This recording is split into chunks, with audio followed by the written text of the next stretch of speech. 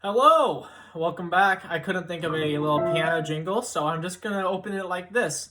Today we're gonna be talking about hypocrisy and how that the hypocrisy of the characters in To Kill a Mockingbird and how that lines up with the 1984 propaganda machine of doublespeak and also the characters of Canterbury's Tales. So, starting off simple, doublethink is the idea that a person can hold two contradictory views and act like they don't contradict each other. It's used a lot by the Big Brother in 1984 to control its people and to make its people simply stupid enough to never revolt and just to be happy with their situation. Great examples are all the ministries. So, like, Ministry of Love actually has nothing to do with love; it's mostly a torture. Or the ministry, Ministry of Plenty is actually the Ministry of the Food, and there's never enough. So there's all these ideas where it's like you associate these ideas with something that just doesn't match up. Similarly, in the book of To Kill a Mockingbird, there are plenty of characters that their hypocritical beliefs clearly are founded on contradiction. Biggest example is Mrs. Merriweather, the town religious woman. She thinks of herself as an absolute angel, when in all ways she's actually just a Pharisee. She cares entirely about the outside of the cup and none at all about the inside. She thinks that the situation of the African Americans is so terrible. She cries and weeps for the people and how terrible it is for how they're living. But then she doesn't care about it at all. She also thinks that they are of two different statures as societies. She thinks that the black people are nowhere near equal to whites. She thinks that they're just different. But she also somehow is still having pity on them. It's probably because it makes her feel better to be better than these people, because clearly she has a lot of insecurities if she's such a hypocrite. So all in all, her pity for them is contradicted by her disdain for them as lower beings, that she doesn't respect them in the slightest when she's trying to give them all this pity. Another example of hypocrisy is Aunt Alexandra. Aunt Alexandra is completely carried once again with the outside of the cup and not the inside. She cares about what people think of her. She thinks of herself as high and mighty as a finch because that is a good, respectable name from a good background. But that doesn't mean anything. Actually, the finches are most of their wealth and stature comes from the slaves that they once had before the Civil War.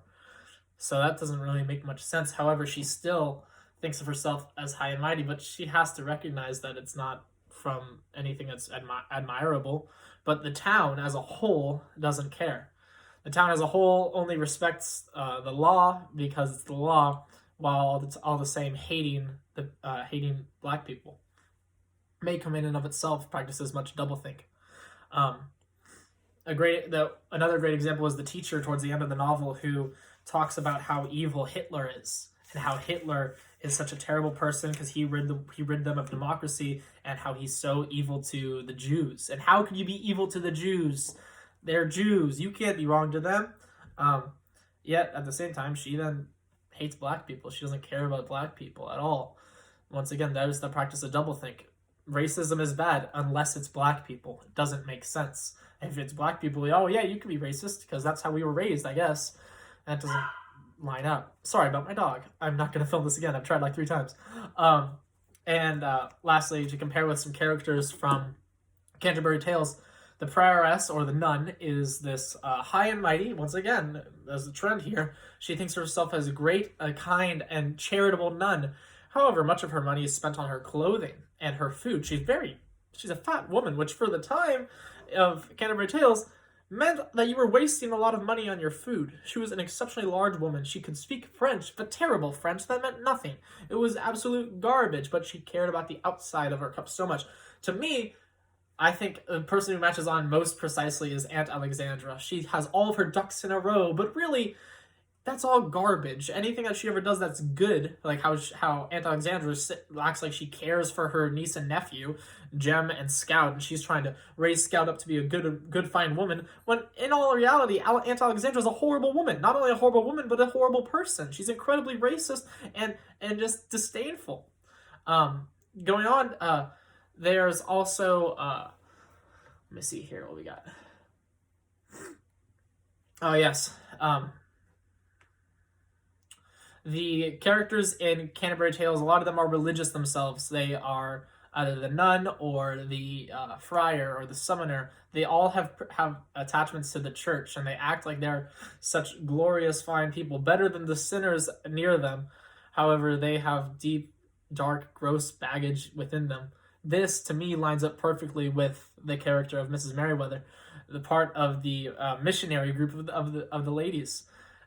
It's not at all surprising to me that she and Aunt Alexandra belong to the same group, because they clearly are of the same caliber of people.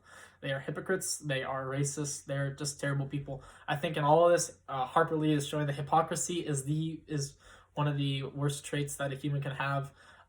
Be hot or be cold, or else I spit you out for your lukewarm. That's just in Revelation. A little scary, but consider it. I'm going to end now because the dogs sound like they're going to be crazy. But hope you enjoyed, and have a good day.